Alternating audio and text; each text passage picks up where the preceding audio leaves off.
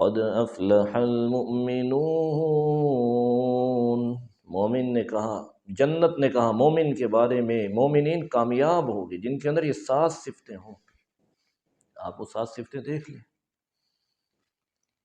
جب اس نے کہا، رب نے فرمایا بول، وہ بولی قد افلح المؤمنون، میرے اندر کون سے لوگ آنے والے ہیں؟ مومن لوگ جنہوں نے ایمان قبول کیا ہے، میرے اندر آنے والے موحد لوگ جن کا عقیدہ توحید درست ہے۔ کہتے ہیں کوئی اچھی بات بولتا ہے تو سننے والے اس کی پریز کرتے ہیں، یعنی اٹ مینس اس کی تعریف کرتے ہیں۔